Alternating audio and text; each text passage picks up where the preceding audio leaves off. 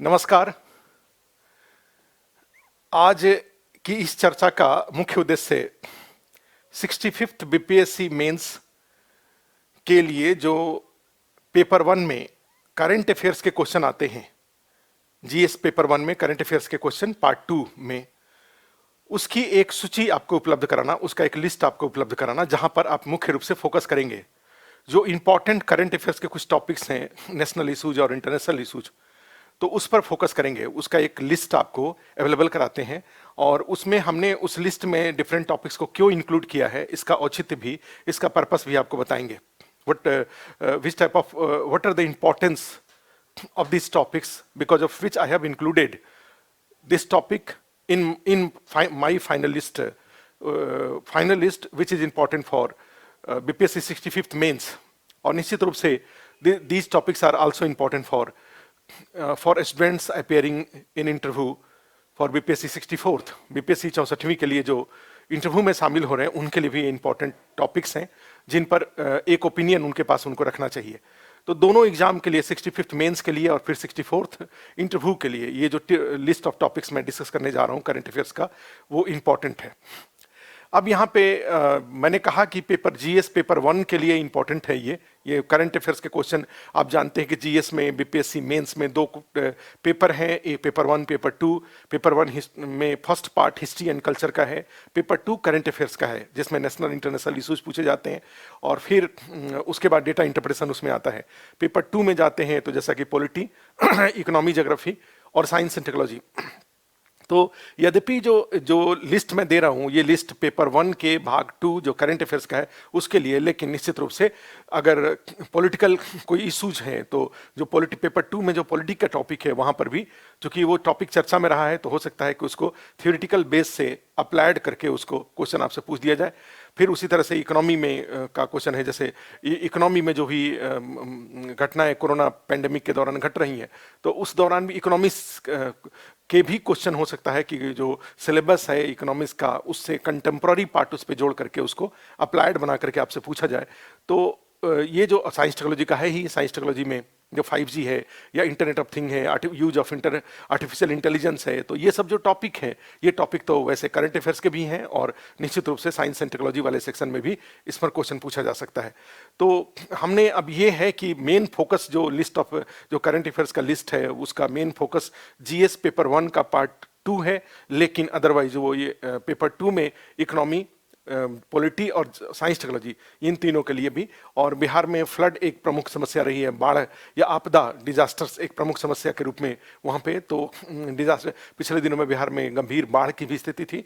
तो अगर पास्ट में जाएंगे, बिल्कुल आज जो घटनाएं घट रही हैं उसको ध्यान में रख के निश्चित रूप से पेपर नहीं बना होगा। पेपर बनेगा पीछे जो 6-8 महीने में जो करंट अफेयर्स के टॉपिक जो घटनाएं घटी हैं उनको इंक्लूड करते हुए पेपर बनेगा।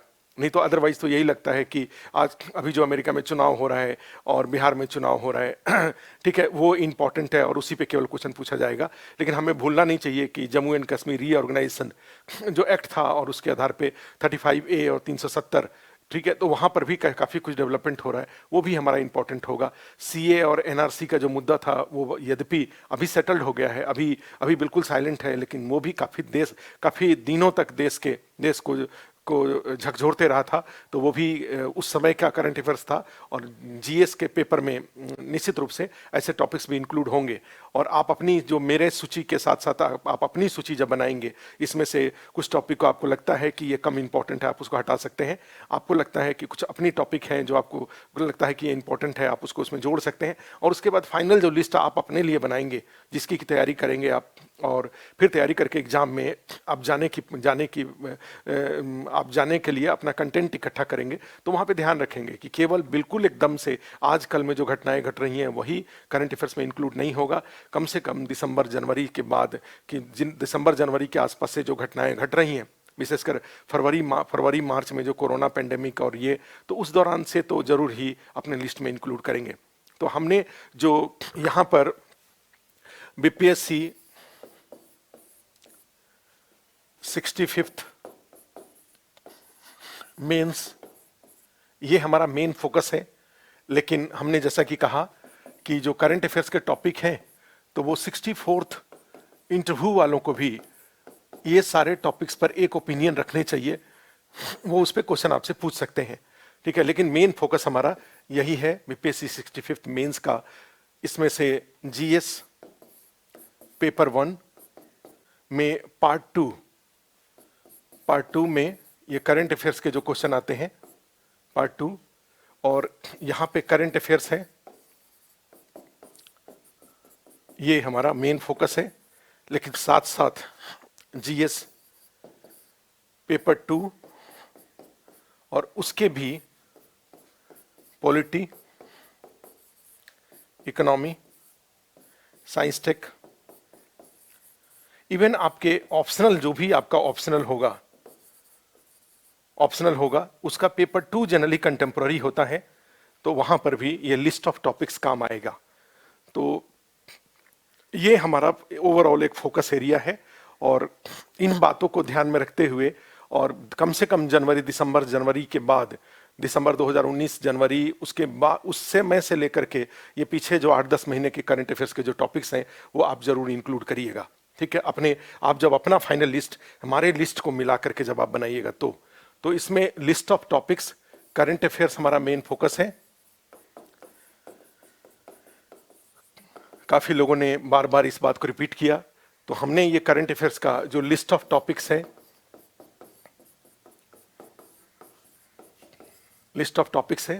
दो पार्ट में हमने बांटा है। अच्छा, एक तो लिस्ट ऑफ टॉपिक्स है और इसको दो पार्ट में बांटा है, एक नेशनल इश्यूज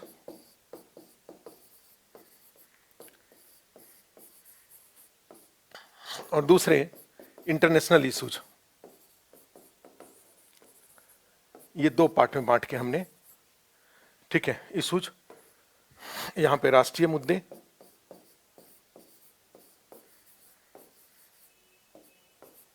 और फिर यहां पे अंतर्राष्ट्रीय मुद्दे।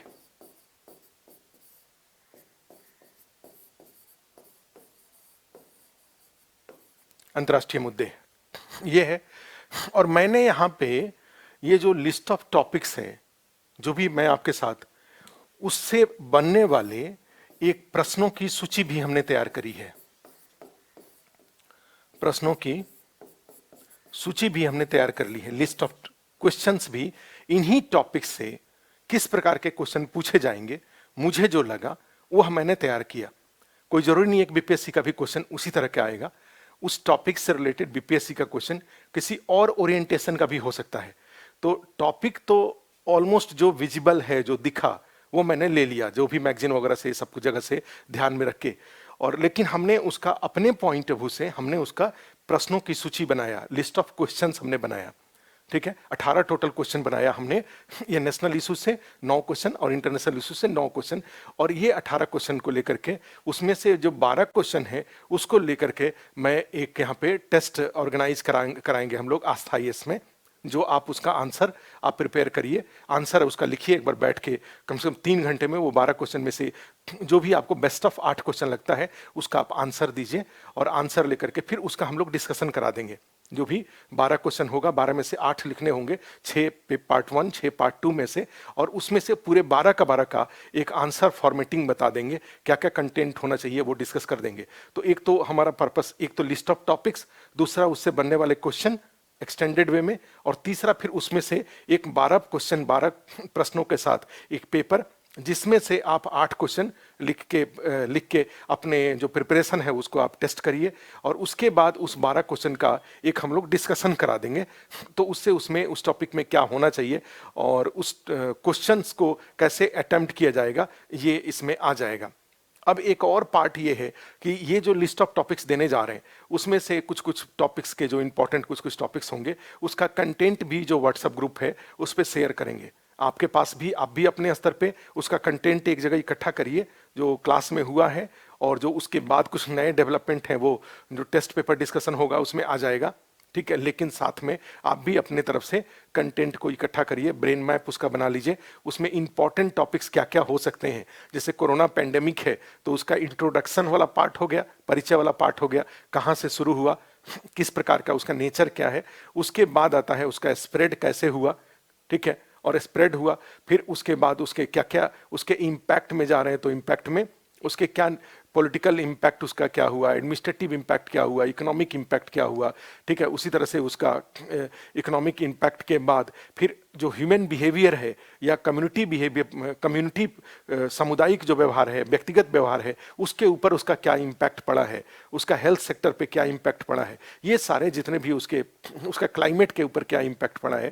क्योंकि कोरोना पैंडेमिक में जो लॉकडाउन हुआ, उस लॉकडाउन का एक क्लाइमेट कहा जाए, प्रकृति को स्पेस मिला अपने आप को, ह्यूमन इंटरेक्शन विथ नेचर थोड़े कम हुए थे लॉकडाउन के कारण। पूरे ग्लोबल लेवल पे कर्फ्यू के दौरान जो भी पार्क थे, जो भी फॉरेस्ट था, वे सारे बंद कर दिए गए थे। और उस बंद करने से प्लस वेहिकुलर जो पॉल्यूशन होता था, डीजल पेट्रोल के जलने से जो भी प्रदूषण पैदा होता था, वो सारे के सारे, गाड़ियों के चलने से जो पॉल्यूशन पैदा होता था, वो सारा सेटल्ड हुआ। तो उसका एक पॉजिटिव पार्ट ये जरूर कहा जाता है कि ये पैंडेमिक को फेस करने के लिए जो इकोनॉमिक लॉकडाउन किया गया था, उससे प्रकृति को अपने आप को रीऑक्युपाई करने के लिए, रीजनरेट करने के लिए अपने आप को उसको मौका मिला था, ठीक है। तो इसमें जाएंगे तो जैसे जमुना नदी का पानी काफ़ी साफ हो गया था, जो एयर क्वालिटी है, एयर क्वालिटी काफ़ी इंप्रूव कर गया था, जो वन है, फॉरेस्ट हैं, उसमें काफ़ी हरियाली देखने को मिली, जो वाइल्ड लाइफ हैं उसमें उनको काफ़ी स्पेस मिला था अपने अनुसार, ह्यूमन इंटरेक्शन उनका कम हुआ था,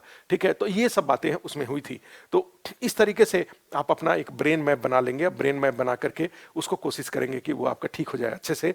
हर चीज़ का 2-2, 3-3 पेज का जो भी टॉपिक्स इसमें डिस्कस कर रहे हैं, या आप अपनी तरफ से उसमें इंक्लूड करके आप इस लिस्ट को अपने लिस्ट से मैच करा के जो कॉमन लगे, जो इंपॉर्टेंट लगे, आप उसको बनाएंगे। और उसका फिर 2-2, 3-3 पेज का, 1-1, 2-2 पेज का कम से कम उसका एक ब्रेन मैप, कंटेंट का ब्रेन मैप, और उसको बार बार लिख करके याद कर लेना एक तरह से, जिससे कि एग्जाम हॉल में जब बैठे तो वहाँ पे आपको तो जो कंटेंट है, उस कंटेंट को क्रिएट करने की जरूरत ना पड़े, अपने दिमाग से ढूंढने की जरूरत ना पड़े, एकदम से रेडीमेड रहे, आप तुरंत उसको बस स्टार्ट हो जाइए, ठीक है। तो इस पॉइंट ऑफ व्यू से आप करिए। तो ये हमारा एक उसमें हो रहा है, पहले लिस्ट ऑफ टॉपिक्स, उससे के बाद उससे बनने वाले प्रश्न, फिर उसका एक पेपर का एक आंसर लिखना, उसका एक आंसर फॉर्मेटिंग करना, और फिर एक आता है कि लमसम एक जो उस टॉपिक्स का कंटेंट अगर हो सकता है तो कंटेंट आप अपनी तरफ से भी कंटेंट करिए, ठीक है। तो ये इसमें से आता है।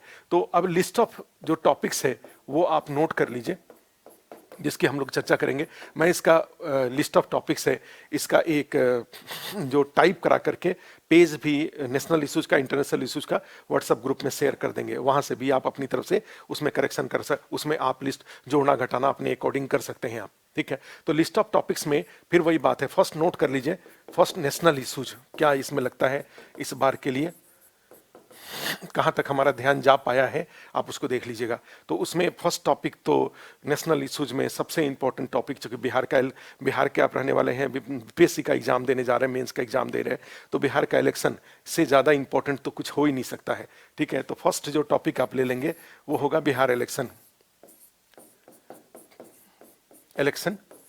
और बिहार इलेक्शन में बिहार का चुनाव, और इस चुनाव में निश्चित रूप से एग्जाम जब तक होगा तब तक सरकार बन चुकी होंगी, लेकिन जब तक प्रश्न, हो सकता है कि प्रश्न ऑलरेडी बन गया हो, तो जो प्रश्न बन गया है उसमें जाएंगे तो इसके चुनाव के मुद्दे, एक इश्यूज ऑफ इलेक्शन, ये इंपॉर्टेंट है। और उसके बाद जो सरकार बने, जिसकी सरकार बनेगी, एनडीए की सरकार बने या महागठबंधन का सरकार बने, जिसकी सरकार बनेगी उसकी प्राथमिकताएं, उसके प्रायोरिटीज, ठीक है। तो नई सरकार की प्राथमिकताएं, प्रायोरिटीज ऑफ न्यू गवर्नमेंट, नई सरकार की प्राथमिकताएं, ये एक इंपॉर्टेंट हो जाएगा। तो 2 पार्ट में ये बिहार का इलेक्शन आपके लिए एक इंपॉर्टेंट टॉपिक के रूप में बन जाएगा, ठीक है। उसके बाद जो सेकंड टॉपिक जाते हैं, ठीक है, सेकंड टॉपिक में जाए तो फिर इसमें एक कोरोना पैंडेमिक बिहार का, इंडिया में भी जाएंगे तो अच्छा, बिहार में ही फोकस अगर करें तो प्रॉब्लम ऑफ इमिग्रेशन, जो प्रवासी मजदूर हैं, इनसे संबंधित जो मुद्दा है, प्रवासी मजदूर, ठीक है, जो लेबरर्स हैं, जो माइग्रेंट लेबरर्स हैं, ये माइग्रेंट लेबरर्स का जो मुद्दा है वो भी विशेषकर कोरोना पैंडेमिक में। और उसके बाद नेक्स्ट इसमें तो आ ही जाता है कोरोना महामारी, कोरोना पैंडेमिक, ठीक है। और इस कोरोना पैंडेमिक का एक तो विकास क्रम, डेवलपमेंट, वुहान से कैसे शुरू हुआ, वहां से कहानी, विकास क्रम, उसके बाद इसका प्रभाव, अच्छा प्रभाव, कारण वगैरह तो होगा ही होगा, इम्पैक्ट इसके ये, और उसको भी वैश्विक, तो वैश्विक वाले में चला जाएगा, नेशनल भारत, और साथ में बिहार, बिहार के ऊपर इसका क्या, और उसको प्रवासी मजदूरों से जोड़ करके आप उसका, आपके लिए इंपॉर्टेंट टॉपिक एक बन जाएगा। तो प्रवासी मजदूर हो गया, इमिग्रेंट जो माइग्रेंट लेबरर्स हैं, और कोरोना महामारी पैंडेमिक, ये वाला तीसरा टॉपिक हो गया। जो नेक्स्ट टॉपिक जाएंगे तो ये कोरोना पैंडेमिक से ही रिलेटेड है कि इसमें आत्मनिर्भर भारत, ठीक है, और initiative by central government to revive economy. अब ये कहा जा रहा है कि सेकंड पैकेज अब आने का टाइम आ गया है, ठीक है, और सेकंड पैकेज वैसे पार्ट पार्ट में आ रहा है, लेकिन एक बार मुझे ऐसा लगता है कि एक बार जरूर निर्मला सीतारमण जी का प्रेस कॉन्फ्रेंस और आएगा और वो अपना स्टेप्स लेंगी इकोनॉमी को रिवाइव करने के लिए। और अभी जैसे एक स्टेटमेंट आया था पीयूष गोयल का कि इकोनॉमी जितनी तेजी से रिवाइव होनी चाहिए उससे कई गुना ज़्यादा तेजी से रिवाइव हो रही है। और बड़ा अच्छा एक इनिशिएटिव देखा to increase expenditure in economy, अर्थव्यवस्था में व्यय को बढ़ाने के लिए सेंट्रल गवर्नमेंट ने अपने सारे कर्मचारियों को जो 2018 से 2021 के बीच का या जो 4 साल का उनका जो पैकेज वो होता है, जो स्लॉट होता है, उसमें जो एलटीसी और होम ट्रेवल अलाउंसेज जो वो लेते हैं, ठीक है, तो उसके लिए उन्होंने एक पैकेज दे रखा है कि उसमें उन्होंने जैसे एवरेज जिनका लोग जो एम्प्लॉई हैं उनका अगर 20,000 पर, एक परिवार में 4 लोग हैं, हस्बैंड वाइफ और 2 बच्चे, ठीक है, तो 80,000 रुपये वो पर पर्सन जो ट्रैवल अलाउंसेज है, जो एलटीसी होता है, उस एलटीसी में वो 80,000 देंगे, प्लस 10 दिन अगर आप बाहर में घूमने जाते हैं तो उसका जो एक अर्न लीव होता है, ठीक है, तो वो अर्न लीव को भी कैश करके देंगे, तो वो करीब 50,000 के आसपास। तो ये 80,000 जो सरकारी कर्मचारी होते हैं वो हर 4 साल में एक बार अपने होम टाउन के लिए, जिसको कि आप इंडिया में ही कई सारे डेस्टिनेशन है जिसके लिए आप ले सकते हैं, और एक बार जो पर्यटन के पॉइंट ऑफ व्यू से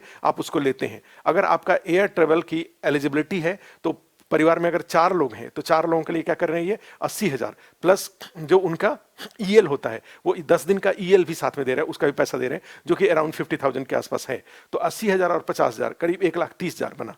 अब यहाँ पे ये कंडीशन उसके लिए है, आप ये सरकार से पैसे एडवांस में ले सकते हैं 1,30,000 रुपया, ठीक है, अपनी सैलरी के अलावा, लेकिन कंडीशन उसमें ये है कि आपको जो ये 80,000 है उसके 3 गुना आपको खर्च करना पड़ेगा, और खर्च करके उसका बिल अपने जहां भी जिस संस्था में आप काम करते हैं वहां पे देना पड़ेगा। और कंडीशन उसमें यह है कि वो जो एक्सपेंडिचर है उस एक्सपेंडिचर पे मिनिमम 12% जीएसटी होना चाहिए। अगर जाके खादी का कपड़ा अगर 3,000 का आपने खरीद लिया लेकिन उस पर 5% जीएसटी है, ठीक है, तो वो एक्सपेंडिचर में काउंट नहीं होगा।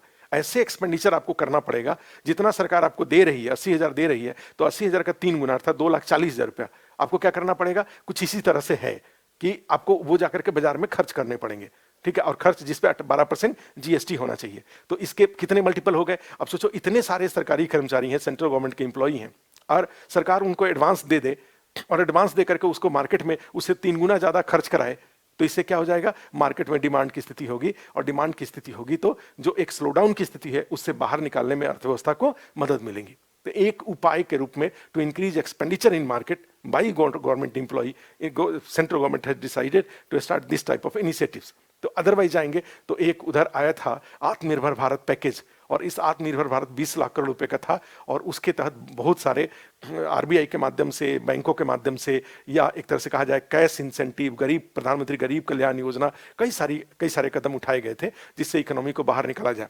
तो यहाँ पे मुझे लगता है कि इसी कोरोना पेंडेमिक में एक नेक्स्ट टॉपिक जो आपको ध्यान में रखना चाहिए वो है आत्मनिर्भर भारत। आत्मनिर्भर भारत पैकेज और इसका प्रभाव, और दूसरे आत्मनिर्भर भारत पैकेज की संभावना, आवश्यकता। दूसरे आत्मनिर्भर भारत पैकेज की आवश्यकता, नेसेसिटी ऑफ सेकेंड आत्मनिर्भर भारत पैकेज। तो ये आत्मनिर्भर भारत पैकेज वाला एक और इंपॉर्टेंट टॉपिक था, ये आप ध्यान रखिएगा। नेक्स्ट एक है कि जैसे जो सीए और एनआरसी है ही इंपॉर्टेंट तो रहा ही है, सीएए एंड एनआरसी ये इंपॉर्टेंट है। उसके अलावा जाएंगे तो J&K पुनर्गठन कानून, J J Jammu and Kashmir reorganisation act और उससे जुड़ा हुआ आर्टिकल 370 या 35A, और वहाँ पे क्या क्या डेवलपमेंट हुए हैं, तो ये आपके लिए पहले से ही इंपॉर्टेंट टॉपिक है और वो इंपॉर्टेंट टॉपिक रहेगा।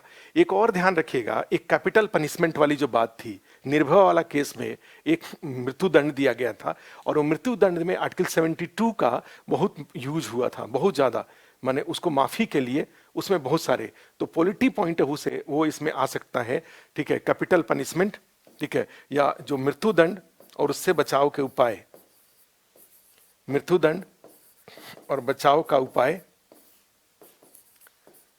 Capital punishment and option to save from capital punishment, option to save capital punishment. और इसी में इंडिया में एक जो ये महिला अत्याचार, विमेन एट्रोसिटीज अगेंस्ट विमेन, अत्याचार, ये भी एक हाथरस मुद्दा और क्या क्या जो कई सारे मुद्दे जो देखने को मिल रहे हैं, तो ये भी आपके लिए एक इंपॉर्टेंट सोशल इश्यूज टाइप में हो सकता है, ठीक है। नेक्स्ट इसमें आता है न्यू एजुकेशन पॉलिसी 2019, ठीक है, ये भी ध्यान रखिएगा। न्यू एजुकेशन पॉलिसी, नई शिक्षा नीति बहुत इंपॉर्टेंट है, ठीक है। ये सारे जो टॉपिक थे, न्यू एजुकेशन पॉलिसी 2019, नई शिक्षा नीति 2019, और ये है ही बहुत इंपॉर्टेंट टॉपिक है, तो इसको भी ध्यान में रखें।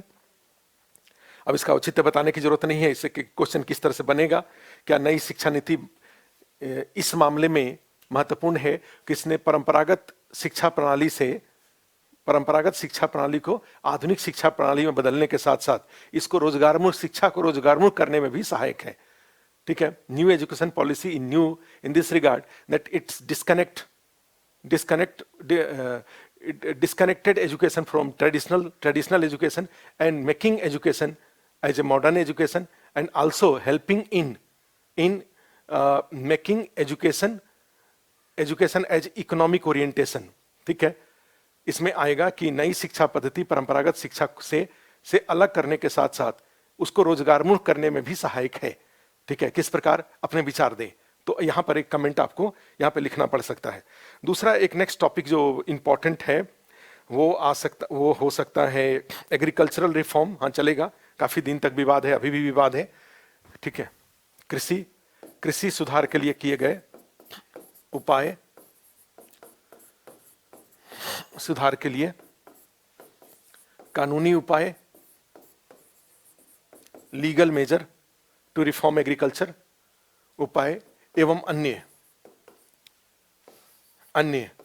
अन्य भी कई सारे चले हैं, जैसे AIDF agriculture infrastructure development fund है, उसका वो भी उसमें से आया था। उसके बाद जाएंगे तो सोशल मीडिया और ऑनलाइन एजुकेशन। अच्छा, एक हो सकता है, एक सोशल मीडिया वाला भी बहुत इंपॉर्टेंट है, आपको ध्यान रखना चाहिए। Social media and restrictions on, ban on, ठीक है, जो बैन ऑन चाइनीज ऐप, ठीक है, चीन के सोशल मीडिया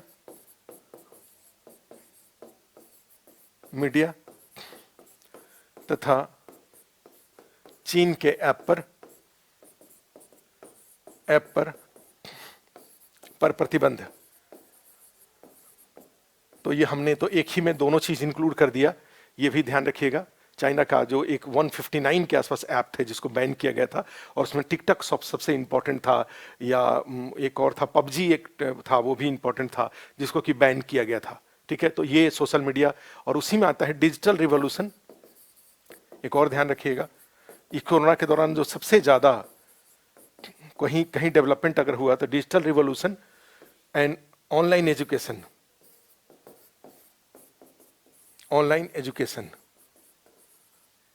इसको भी जोड़ के ध्यान में रखिएगा, क्योंकि यहाँ पर ई गवर्नेंस भी बहुत बड़े पैमाने पर, आयुष्मान भारत, ये जो आरोग्य सेतु ऐप है, या हर राज्य ने बनाया, हर चीज के लिए ऐप बना, ठीक है, तो बड़े पैमाने पे कोडिंग वगैरह को भी बढ़ावा दिया जा रहा है। तो डिजिटल रिवॉल्यूशन ऑनलाइन एजुकेशन से भी रिलेटेड एक इंपॉर्टेंट टॉपिक हो जाएगा ये, तो ये उसमें जाएंगे। तो उसके बाद जो टॉपिक हो रहा है उसमें एक ban on Chinese defence preparation of India, ठीक है, डिफेंस भारत का की रक्षा तैयारी, ठीक है, चीन की चुनौतियों के संदर्भ में बाहर से भी कर सकते हैं हम। Different type of corona test एक और इसमें है, याद रखिएगा, डिफरेंट विभिन्न प्रकार के कोरोना टेस्ट,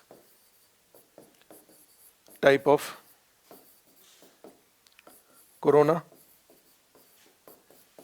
टेस्ट, ठीक है, तो ये भी विभिन्न प्रकार के कोरोना टेस्ट भी एक मुद्दा हो सकता है प्रकार के। अगर सीधे क्वेश्चन नहीं भी आता है तो भी आपके लिए ये जो टेस्ट है उसका नाम, अगर उसके बारे में जानकारी रखेंगे तो आपको उसका यूज करने में हेल्प मिलेगा, आपको अपने आंसर को क्वालिटेटिव बनाने में मदद मिलेगा। तो ये इसमें से कुछ टॉपिक्स थे जो मैंने अपने सोर्सेज को यूज करके बनाया था। उसमें ऑनलाइन एजुकेशन, जल जीवन मिशन, ठीक है, एक जल जीवन मिशन और 15th फाइनेंस कमीशन एक इसमें हो सकता है। जल जीवन मिशन भारत सरकार का है, मिशन है, और बिहार सरकार का भी इसमें है, जल जीवन हरियाली, ठीक है, उसमें बिहार सरकार का भी जल जीवन हरियाली, ये भी इंपॉर्टेंट है। नेक्स्ट इसमें जाएंगे तो इसके अलावा एक और है टॉपिक इसमें जो 15th लेबर कोड है, 15th फाइनेंस कमीशन है, 15th वित्त आयोग या फाइनेंस कमीशन। अभी रिपोर्ट जमा भी हो गया है और इसके पहले का था भी 15th फाइनेंस कमीशन, ये भी एक इंपॉर्टेंट टॉपिक था, पिछले दिनों में चर्चा में रहा। और श्रम संहिता, लेबर कोड, श्रम संहिता पार्लियामेंट की बैठक में पास हुआ था, लेबर कोड,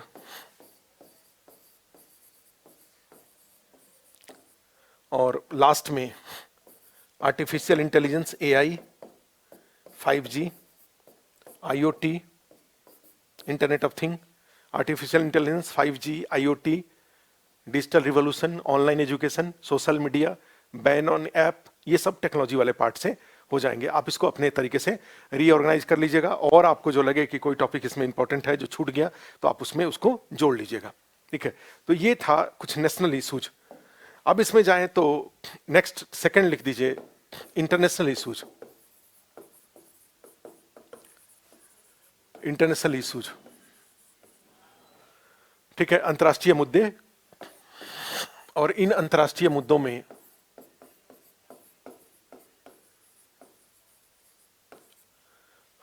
अंतर्राष्ट्रीय मुद्दे में जैसे एज यूजुअल सबसे इंपॉर्टेंट, जैसे राष्ट्रीय मुद्दों में सबसे इंपॉर्टेंट बिहार का चुनाव था, तो उसी तरह से अंतर्राष्ट्रीय मुद्दों में सबसे इंपॉर्टेंट, जब अभी भी चल भी रहा है, काफी दिनों से चल रहा है, यूएसए प्रेसिडेंशियल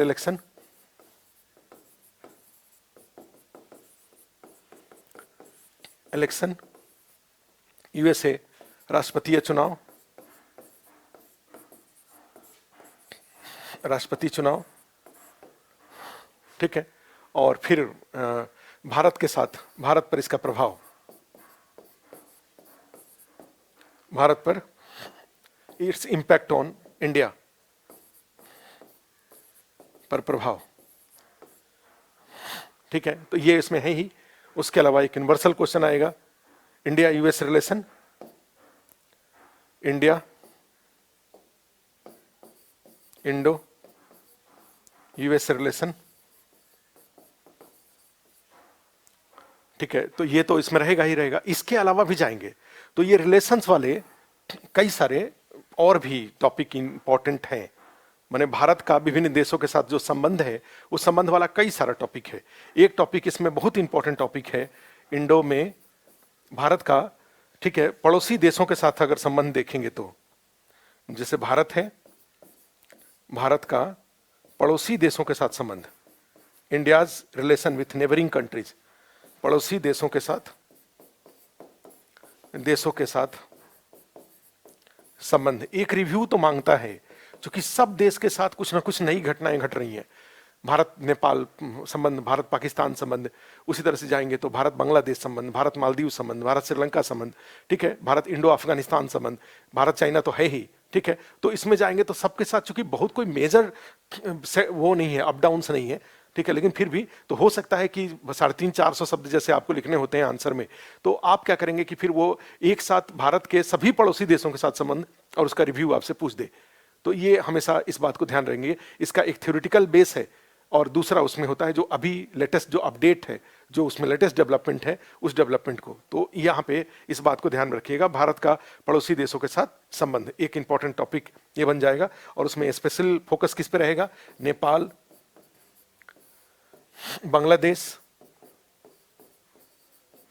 बांग्लादेश, उस तरह से म्यांमार,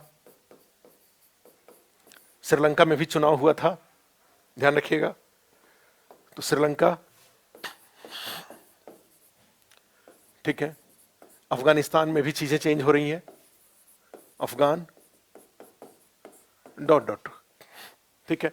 इसके अलावा जाएंगे तो एक टॉपिक हुआ, भारत के सभी पड़ोसी देशों के साथ एक साथ संबंध जोड़ के पूछ देगा। लेकिन अलग से जाएंगे तो निश्चित रूप से भारत चीन और भारत पाकिस्तान, ये तो दो टॉपिक तो इंपॉर्टेंट है ही ना सबसे, ये तो अलग से पूछा जा सकता है। भारत पाकिस्तान अगर नहीं भी पूछता है तो भारत चीन तो इंपॉर्टेंट है ही, ठीक है। जो लद्दाख में भारत चीन, लद्दाख के स्टैंडिंग की क्या भविष्य आप देखते हैं, अगर आप ही से क्वेश्चन पूछ दिया जाए, ठीक है। और उसमें भारत की रक्षा तैयारी,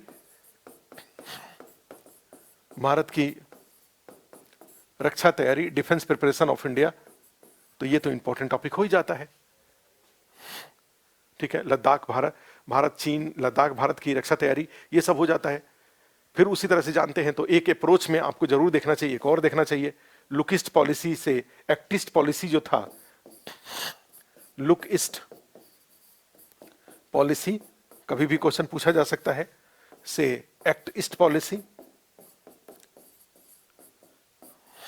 ये वाला, इससे दक्षिण पूर्व एशियाई देश जो साउथ ईस्ट एशियन कंट्रीज हैं वो उसमें इंक्लूड हो जाते हैं। जापान से ऐसा कोई नया डेवलपमेंट नहीं हुआ है जिस पर आपसे क्वेश्चन पूछा जा सकता है, ठीक है। तो ये देखने की बात है। इनके अलावा जाएंगे तो लुकिस्ट पॉलिसी, एक्टिस्ट पॉलिसी, और बाकी तो कोई ऐसा मेजर कोई अप डाउन नहीं है। इंडो रसिया जान सकते हैं, गल्फ कंट्रीज के साथ भारत के क्या संबंध है, सऊदी अरबिया वगैरह वो है। लेकिन इसके अलावा जाएंगे तो एक जरूर आ जाता है, अरब इजराइल संबंध, जो अभी चेंज हुआ है, इजराइल संबंध, ठीक है, अरब इजराइल रिलेशन, एक ये हो जाता है। इसके अलावा जाते हैं तो एक यूएस चाइना रिलेशन, ये भी हमेशा इंपॉर्टेंट है। उसके बाद चीन का, चाइना का, उसके ताइवान और हांगकांग के साथ जो, और उसके बाद दक्षिण चीन सागर जो संबंध है उसको भी ध्यान में रखने की जरूरत पड़ेगी, चाइनाज रिलेशन विथ, ठीक है। तो ये कुछ, फिर उसके बाद जाते हैं तो रिलेशंस में ये अफगान शांति वार्ता, एक इसको जानिए, शांति वार्ता, अफगान पीस प्रोसेस, और उसमें फिर अफगान शांति वार्ता में यहां पे जाएं तो भारत के ऊपर प्रभाव, भारत का कंसर्न को बोलेंगे या भारत का संदर्भ। जैसे आज ही देखा हमने पेपर में लिखा हुआ था कि अफगान शायद दैनिक जागरण देख रहे थे तो उसमें आया हुआ था कि अफगान पीस प्रोसेस में भारत के हित सुरक्षित रखे जाएंगे, ये उसमें आ रहा था। तो India's concern in Afghan peace process, तो ये भी एक इंपॉर्टेंट हो जाता है, तो इसको भी ध्यान रखिएगा। इसके अलावा जाएंगे तो एक और में, जैसे ब्रेग्जिट है, काफी चर्चा में था, तो ब्रेग्जिट और ब्रिटेन के ऊपर प्रभाव या भारत का संबंध उसमें तो रहता ही है। इसके अलावा जाएंगे तो एक डब्ल्यू एच ओ की भूमिका, role of WHO during pandemic, भूमिका महामारी के दौरान ये इंपॉर्टेंट तो हो ही जाता है। इसके अलावा जाएंगे तो इस बार का जो संयुक्त राष्ट्र संघ की जो महापरिषद की बैठक हो रही थी, उसमें इंडिया की तरफ से UN सिक्योरिटी काउंसिल में रिफॉर्म का मुद्दा को हाईलाइट किया गया था, तो यहां पर भी ध्यान रखिएगा।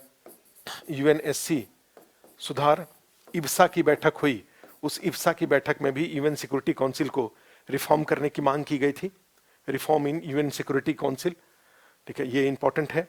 इसके अलावा जाएंगे तो इसमें SCO और नाम की बैठक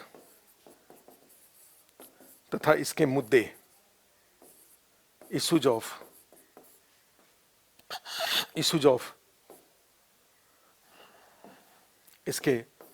इसके मुद्दे इंपॉर्टेंट हैं।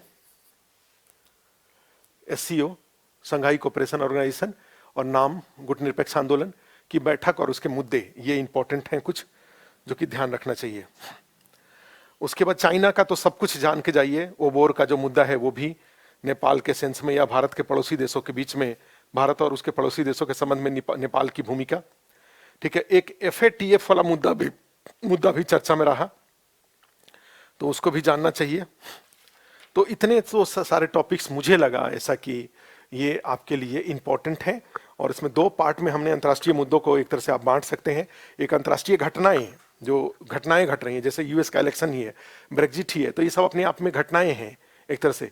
इस्लामोफोबिया तो विवादास्पद मुद्दा है, नहीं पूछ सकता है, लेकिन फिर भी अगर इसके डिफरेंट डायमेंशंस हैं, उसको अगर, चूंकि ईरान है तो तुर्की है, टर्की है, या आप जाएंगे तो पाकिस्तान है या मलेशिया है, तो यहाँ से एक इशू बनते जा रहा है। फ्रांस के संदर्भ में भी जाएंगे तो ये एक इशू बन गया है। तो इस्लामोफोबिया वाला जो मुद्दा है, उस मुद्दे का पर भी एक ध्यान रखिएगा।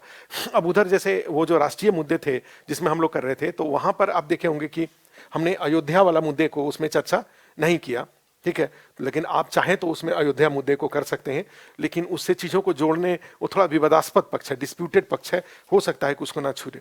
चूंकि हर एग्जाम में एक होता है कि क्वेश्चन पूछा जाता है वाद पर, विवाद पर क्वेश्चन जनरली बचा जाता है, ठीक है, तो यहां पे ध्यान रखिएगा। लेकिन फिर भी अगर चाहें तो यहां पे एक नोट कर सकते हैं, अयोध्या निर्णय, अयोध्या मुद्दा, ठीक है, तो ये एक बन सकता है, लेकिन फिर भी आप जाने तो।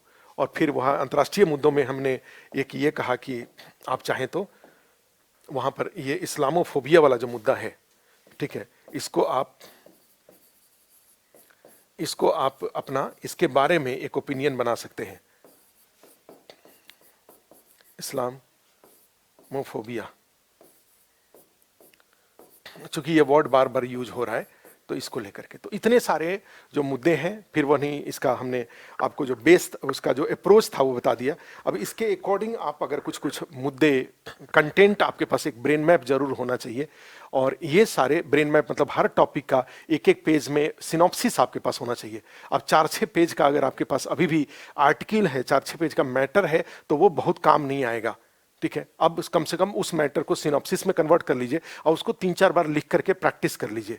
3-4 बार लिख के प्रैक्टिस कर लेंगे तो वो अपडेट हो जाएगा, आपके जुबान पे आ जाएगा, और बार बार प्रैक्टिस करके आप उसको चाहे तो लिख सकते हैं, तो इसमें कोई दिक्कत आपको नहीं होगी। अब यहाँ से कोचिंग की तरफ से, आस्था IAS की तरफ से जरूर हम लोग इसका जो टॉपिक्स हमने डिस्कस किया, इस सारे टॉपिक से related 9 question national, 9 question international हमने क्वेश्चन बनाया है, और वो क्वेश्चन हम जारी करेंगे, उसको 1-2 दिन के अंदर जारी कर देंगे, जिससे कि आप उसका आंसर लिख सकें।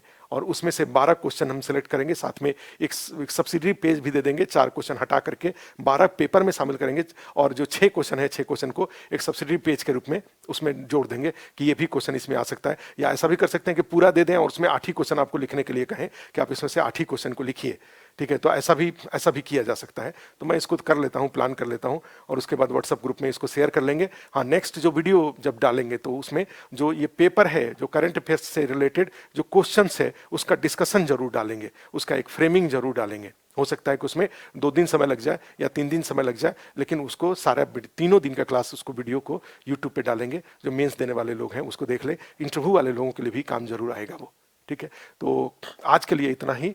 और अब फिर मिलते हैं हम लोग।